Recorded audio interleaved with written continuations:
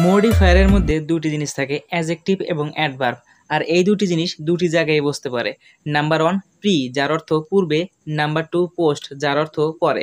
অর্থাৎ কোনো শব্দ থাকবে, সেই শব্দের পরে অথবা পূর্বে বসবে। আজকের ক্লাসে এইচএসসি পরীক্ষার মডিফায়ারের জন্য 15টি নিয়ম আলোচনা করব। এই 15টি নিয়মের বাইরে এর পূর্বে কখনো প্রশ্ন করা হয়নি, আর ভবিষ্যতেও করা হবে না, আশা করি ইনশাল্লাহ। মডিফায়ারের নিয়ম জানার পূর্বে প্রশ্ন প্যাটার্নগুলো একটু দেখে নাও।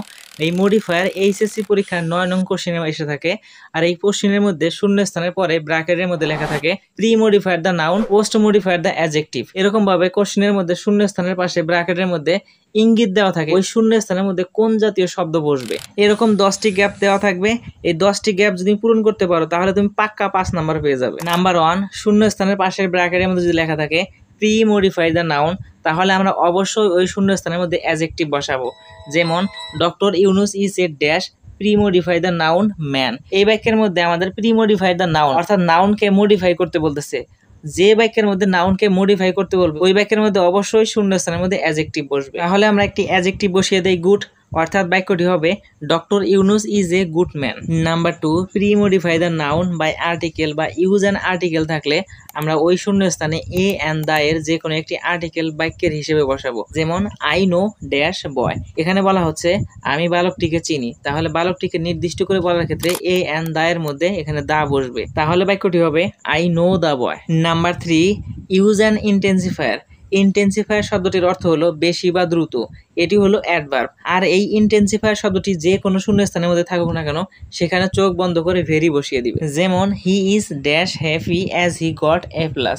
এই বাক্যের মধ্যে ইন্টেন্সিফায়ার লেখা রয়েছে, আমরা চোখ বন্ধ করে ভেরি বসিয়ে দিব। তাহলে বাক্যটি হবে he is very happy as he has got a plus. তবে আমরা ভেরির পরিবর্তে ভেরির মতো যে শব্দগুলো অর্থ দেয় আমরা ওই শব্দগুলো ব্যবহার করতে পারবো। যেমন ভেরির পরিবর্তে so, too, really, extreme. Number 4, post modify the verb.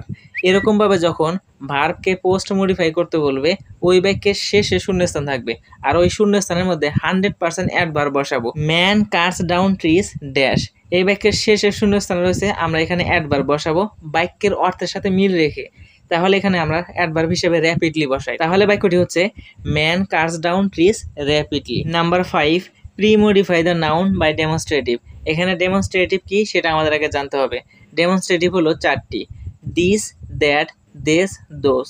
এই দিস আর দ্যাট হলো সিঙ্গুলার, দেস এবং দোস হলো প্লুরাল। এগুলোর অর্থ কি আমরা সবাই জানি। দিস মানে এই, দ্যাট মানে ওই।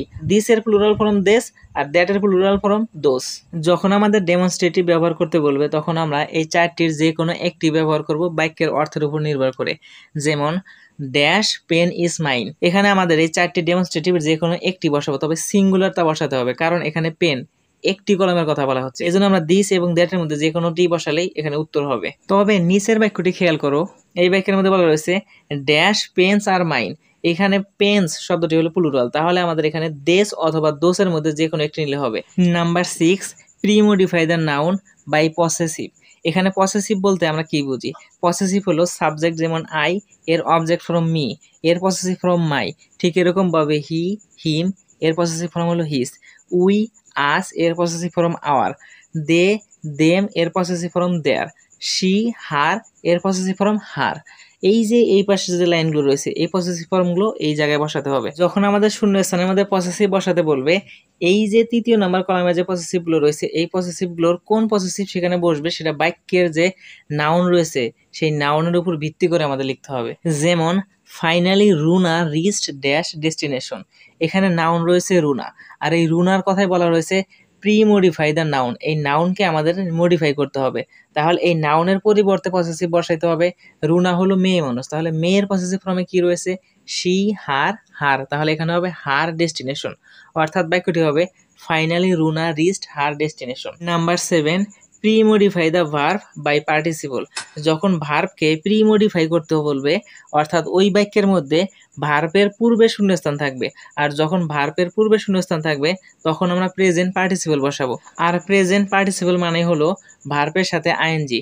যেমন গো ভার্বের সাথে আইএনজি যুক্ত করলে হয় গোয়িং, ওয়ান্ট ভার্বের সাথে আইএনজি যুক্ত করলে হয় ওয়ান্টিং, ঠিক এরকম ভাবে ওয়াকিং, ড্রিঙ্কিং, ইটিং ইত্যাদি। যেমন dash medicine I feel better. এখানে বাক্যের শুরুতে শূন্যস্থান রয়েছে, আর এই শূন্যস্থানের মধ্যে পার্টিসিপল অর্থাৎ ভার্বের সাথে আইএনজি যুক্ত করে এমন একটি শব্দ বসাতে হবে যে শব্দটা বসালে এই বাক্যের অর্থ পরিপূর্ণ হবে। তাহলে আমরা এখানে বসাতে পারি taking, taking medicine I feel better. Number 8, use a past participle. যদি আমাদের পাস্ট পার্টিসিপল ব্যবহার করতে বলে তখন আমরা ভার্বের V3 ফর্ম ব্যবহার করব। অর্থাৎ পাস্ট পার্টিসিপল বলতে ভার্বের V3 ফর্মকে বোঝায়। যেমন আমরা ভার্বের ফরমেশনের মধ্যে পড়েছি, অর্থাৎ কনজুগেশন ভার্বের মধ্যে পড়েছি গো, ওয়েন্ট, গান, যাকে আমরা V1, V2, V3 নামে চিনি। এই যে যতগুলো V3 রয়েছে এই সবগুলো V3-কে আমরা পাস্ট পার্টিসিপল বলবো। আর যখন আমাদের পাস্ট পার্টিসিপল বসাতে বলবে তখন আমরা এই ভার্বের V3 গুলো ওই বাক্যের মধ্যে বসাবো অর্থ অনুযায়ী। যেমন I need a book which is dash about politics. আমি একটি বই চাই যে বইটি রাজনৈতিক সম্পর্ক নিয়ে আলোচনা করা রয়েছে। তাহলে এই বাক্যের অর্থ অনুযায়ী কোন পাস্ট পার্টিসিপল অর্থাৎ ভার্বের V3 ফর্ম এই শূন্যস্থানে বসালে বাক্যের অর্থ পরিপূর্ণ হবে? রিটেন। তাহলে বাক্যটি হবে I need a book which is written about politics. Number 9, use of infinitive. Infinitive হলো টু প্লাস ভার্ব। আমরা যে ভার্বের ফরমেশন পড়েছি গো, রাইট, রিড, ইট, এগুলো হলো মেইন ভার্ব, আমরা যাকে V1 নামে চিনে থাকি। এই ভার্বগুলো শুরুতে যখন টু বসাবো তখন এই টু সহ মেইন ভার্বকে বলবো ইনফিনিটিভ।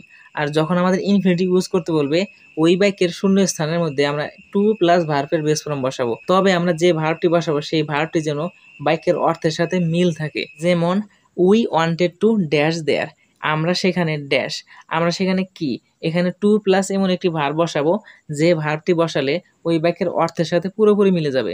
এখানে যদি বসাই টু গো তাহলে বাক্যটি হবে উই ওয়ান্টেড টু গো দেয়ার, আমরা সেখানে যেতে চাই, তাহলে অর্থের সাথে মিল হচ্ছে। ইউজ এ নাউন অ্যাডজেক্টিভ, অর্থাৎ বাক্যের মধ্যে যদি আমাদের নাউন অ্যাডজেক্টিভ ব্যবহার করতে বলে তখন আমরা একসাথে নাউন আর অ্যাডজেক্টিভ ব্যবহার করব। যেমন হি ইজ এ ড্যাশ, এখানে আমাদের নাউন এবং অ্যাডজেক্টিভ একসাথে ব্যবহার করতে হবে।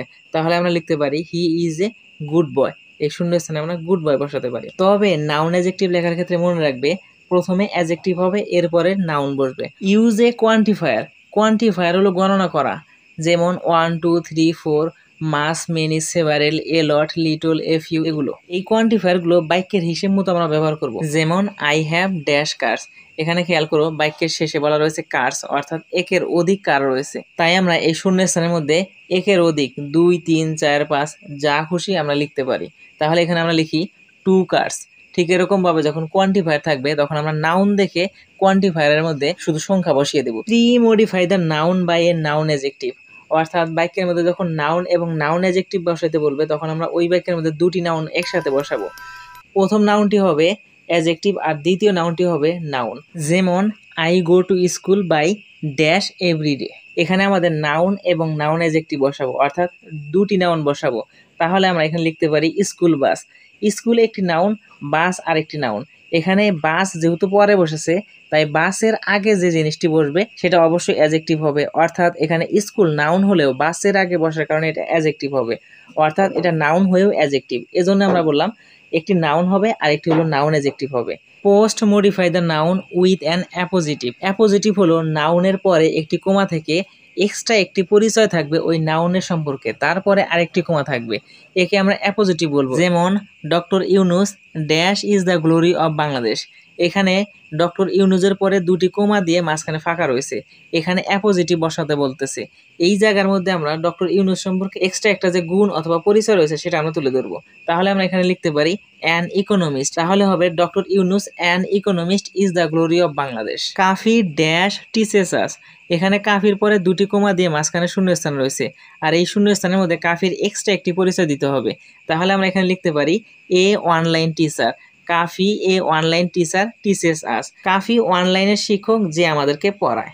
সর্বশেষ post modify the verb by prepositional phrase, অর্থাৎ প্রিপোজিশনাল ফ্রেজ দ্বারা ভার্বকে মডিফাই করবে। যেমন she control herself dash, তাহলে আমরা এখানে প্রিপোজিশনাল ফ্রেজ বসাবো। আমরা এখানে লিখতে পারি উইথ গ্রেট ডিজায়ার। এই ছিল মডিফায়ারের 15টি নিয়ম। আশা করি এই নিয়মগুলো ভালোভাবে বুঝতে পেরেছো। পরীক্ষার মধ্যে শুধু মনে রাখবে ব্র্যাকেটের মধ্যে কি দেওয়া রয়েছে। যদি ইনফিনিটিভ থাকে তখন তোমরা টু প্লাস ভার্ব লিখবে, আর যদি পার্টিসিপল থাকে ভার্বের সাথে আইএনজি, পাস্ট পার্টিসিপল থাকলে ভার্বের V3 ফর্ম, ইন্টেন্সিফায়ার থাকলে ভেরি লিখে দিবে। তবে একটি জিনিস খেয়াল রাখবে, যে শব্দটি বসাবে সেই শব্দটি যেন বাক্যের অর্থের সাথে মিল থাকে।